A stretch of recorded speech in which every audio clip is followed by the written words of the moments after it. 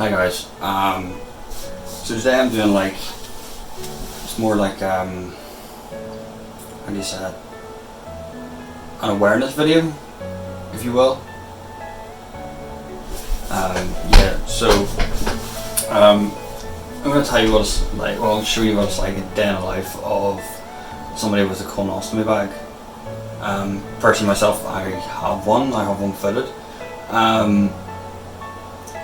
This video is mainly more to create awareness of people with colostomies. Personally, I feel it's something that needs to be done. There's very high statistics with people with colostomy bags these days. Here in the UK, it's estimated that here in the UK there's 1 in 400 people have a colostomy bag. Now you think the amount of people that live in the UK compared even just like London by itself, it's just big numbers. Don't really know, couldn't figure it out myself there.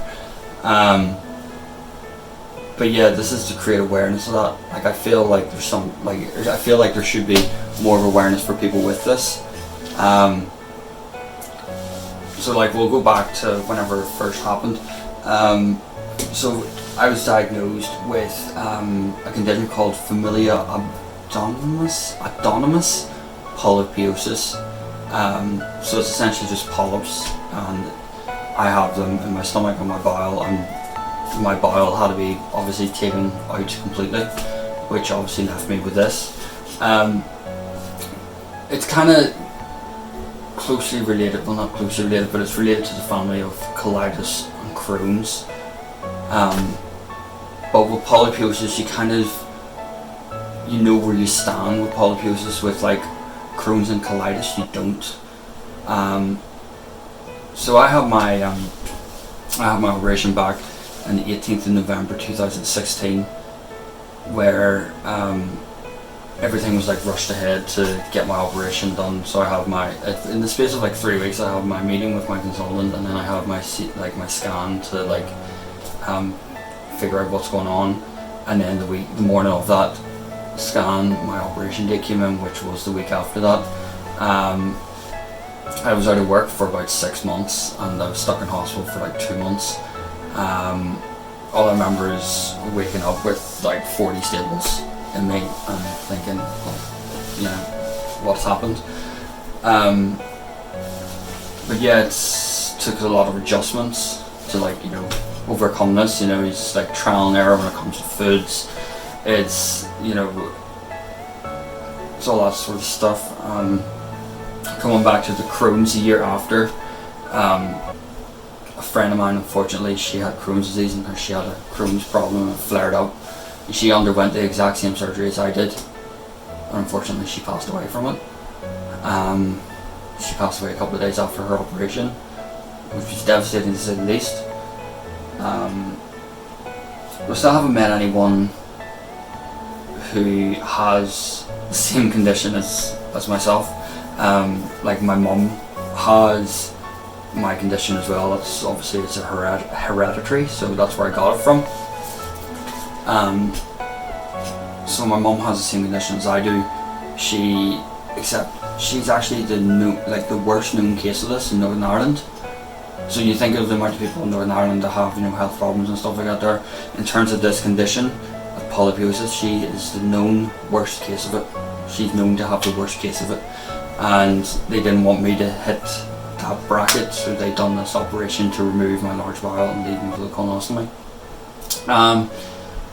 So yeah, this is basically a video in the day of life of somebody with a colostomy bag. We get up. Well, I get up. I'll either change my bag in the morning after I have a shower, or else I'll change my bag at night when I have a shower. You're usually changing your bag once or twice a day. As I said earlier on, it's trial and error in terms of food you're eating. You can't have rice and all that. They're high fiber stuff. You can't have leakages are pretty easily avoided if you have a good diet, perhaps. Sometimes they're not avoidable. They do happen, and that's it. There's nothing worse than going into work and you have a leakage. But yeah,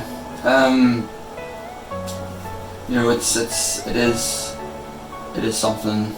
Like I'm only 26. You know, I was 20. Well, I was 22 when I had this operation done. So like, you know, I was way too young. Like I honestly didn't know what I was going in for. Like I didn't think it was this bad.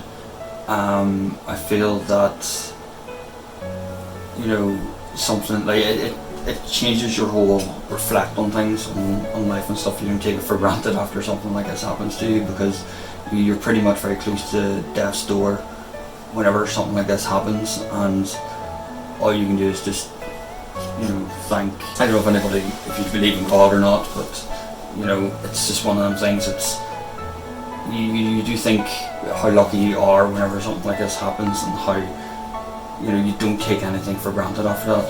You know, I was just happy that I was able to, you know, come back and, you know, get on with my life. And you know, my son was born after that, and then a year later my daughter was born. So, you know, it is one of them things that you do think to yourself of how lucky you actually are.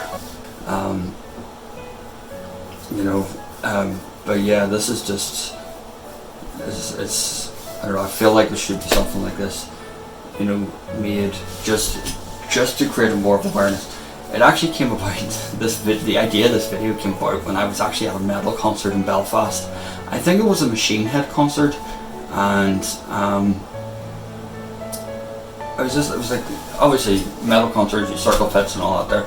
And I remember I took my top off, and you get really warm and you take your top off, you know, as you do. And some guy just pointed at me and laughed. Like he pointed right, like at my stomach bag, and laughed.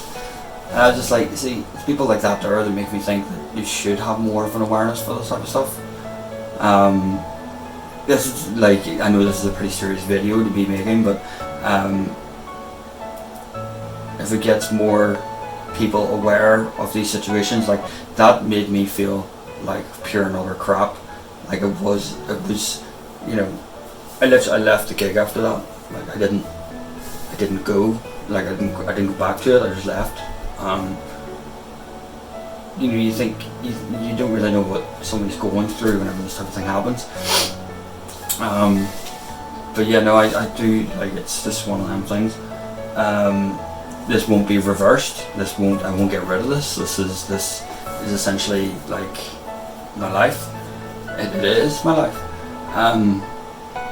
You know, you do have to be more wary of things, obviously, because you don't have a large bowel to help fight infections. Like, if I'm more prone to any virus and infection that's going about. So, like, you know, last Christmas actually, I was hospitalised 3 times due to severe dehydration and kidney failure, simply because of this condition. Like, I don't know if I know the neurovirus. Like, I got hit by the neurovirus, and literally, like, whenever I get sick, I literally just have to go straight to the hospital and get rehydrated, and that's, you know, you're talking 3 to 4 or 5 days in hospital, getting rehydrated and getting back to normal, and then you're off work again for, you know, the guts of about 3 months, trying to, you know, get yourself back up. Like that Christmas, I was off. I went off Christmas. I went off work at the start of Christmas, and I didn't go back to work till near the end of February last year because of this. You know, so it is one of them things. Unfortunately, it is what it is. But it's just, you do try to eliminate yourself from being in like large crowds.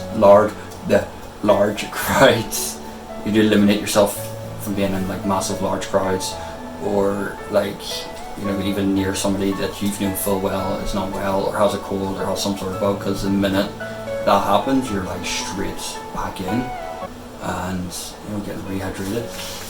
But yeah, this is just a little video to let, you know, to give you an insight of what it's like, you know, to, you know, be in the life of somebody who has a colostomy bag.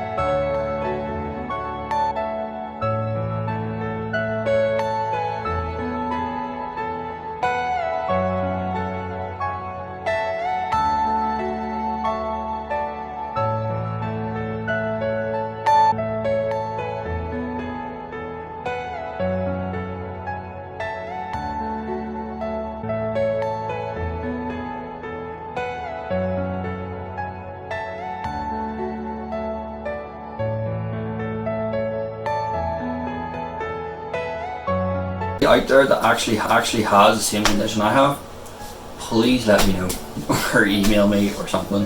Like, I'm trying to find someone who has the same condition as I do. From my understanding, this condition is a wee bit more common in America,